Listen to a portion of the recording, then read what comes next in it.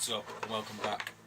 Today in this video we are going to be discussing episode 4 of Game of Thrones season 5 titled The Sons of Harpy. So in the beginning of this episode we get to see the aftermath of last episode, and we see Jorah taking Tyrion and he's throwing him around in a boat at night, and then they sail away. We catch up with what Bronn and Jaime Lannister are doing, and they're on a merchant ship and they pass Karth, which I believe is the place from the second season where they had those weird necromancer guys, and Bronn is questioning Jaime's motivation for going to Dorne, and he clearly knows that his niece is actually his daughter, so I can see some development with that storyline where Jaime admits that his niece is his daughter to Bronn. Over in King's Landing we get the council members having a meeting, and Cersei sends one of them to Braavos, and she asks Meryn Trant to accompany this guy. So he's one of the guys on Arya's list, and Arya's in Braavos, so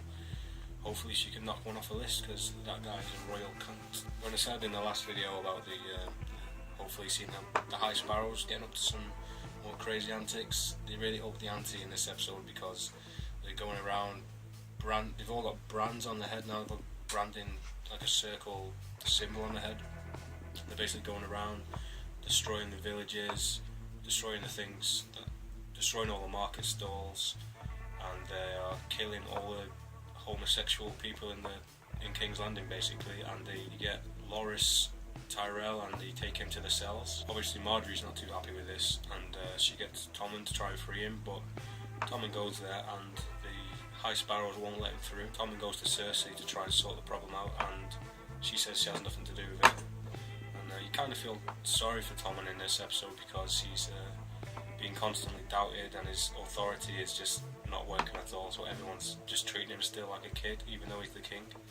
So yeah, I kind of feel sorry for him this season. Over at the Wall, Jon Snow is now he's the Lord Commander. He's having to deal with all the business side of things, and he's asking for help. Basically he's got to sign all his forms to be sent to ask for help, and Sam basically forces him to sign a letter to get Roose Bolton to help him out, and he says he didn't want to do it because Roose killed his brother, but he ends up signing it anyway because it's probably the last chance they've got to try and defend the wall. So if the North actually come to help out the wall and Roose actually comes, we may see a face-off between Roose and Jon Snow, which could be quite awesome. Melisandre, the Red Witch, does what she does best in this episode basically, which is stripping off and trying to shag everything that walks.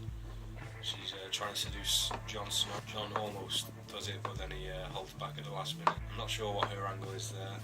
Maybe she's trying to create another smoke monster thing to kill someone from Jon's family, because I think that's how it worked. It can kill a family member, especially now that Sansa may be becoming like the Warden of the North, I think it was. We go back to Dorne and we see Jaime and Bronn, and they're sailing towards Dorne, and Jaime's basically just sitting there watching Bronn do all the hard work because he can't row, because he's only got the one hand. I thought that was quite funny. And then when they finally get to the beach, they see like 3 guys or 4 guys on horses, and they decide to hide, but they get caught anyway, so they just jump out. And I thought it was funny how casual Bronn was. He just steps out and he goes, "Morning lads," like nothing's a problem, like they could be killed any second, but it's just so casual. At first they decide to hand themselves in, and they call themselves Cooper and Darnell from Flea Bottom, but then Bronn just like throws a knife at the guy, and they have this big duel, which was awesome. And it's sad to see how Jaime Lannister, the Kingslayer, is now like awful at fighting. He nearly gets killed by a wounded man, but he's about to get struck with a sword, and he puts his iron hand up and catches the sword and pulls it out and kills the guy, which I thought was quite cool. So maybe that can be Jaime's new fighting technique, using his hand to block swords. We get to meet Oberyn's daughters also in Dorne, and they've got some guy buried in the sand with a barrel over his head with scorpions all over him, and Oberyn's mother is trying to get them to all work together to kill Cersei's daughter basically, and they all agree to do it. Each of the sisters all seem to have completely different personalities, which should lead to some interesting conflict in the next few episodes. And they've also been tipped off that Jaime and Bronn have arrived in Dorne, so that could mean serious trouble for them two. We go back over to Jorah and Tyrion, and they're on the boat sailing, and I thought it was funny because Tyrion is gagged and bound and he just keeps mumbling. I think he's saying, "Please untie me," and he just keeps saying it over and over again, and Jorah's just staring at him. And then Jorah goes over to him thinking he's going to untie him, and he just pimp slaps him in the face. And Jorah is just the moodiest guy in the show. He makes Stannis look like the happiest man in the world in this scene. And speaking of Stannis, we go back to him on the wall as well, and I'm not joking, he actually shows in this episode that he is a human being and he has a soul.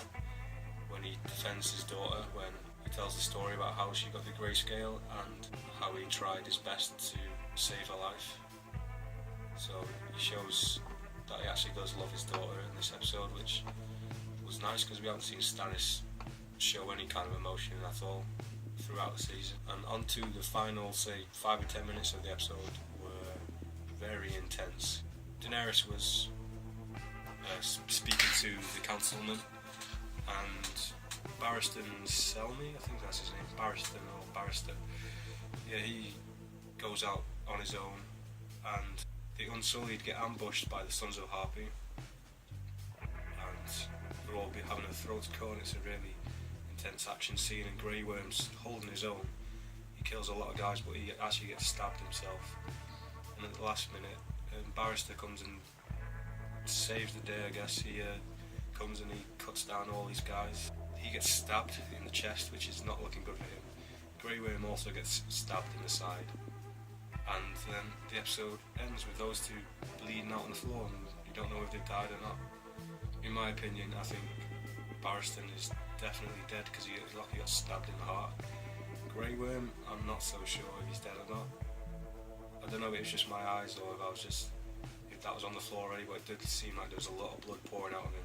I kind of think Grey Worm might survive, but I guess we'll have to wait till next week to find out. I said in my last video about how the dragon came back and Daenerys would have regained a bit more power over the people, but obviously not. They're still pissed off, and it didn't stop them from butchering all of the Unsullied. So yeah, the Sons of Harpy don't seem to care really, so I'm guessing they're just going to kill everyone they can until they get to Daenerys. So what do you guys think of the episode? Did you think it was good? Did you think the last 5 minutes were as intense as I'm making out to be? Who do you think survived? Do you think any of them survived? Let me know down in the comments section.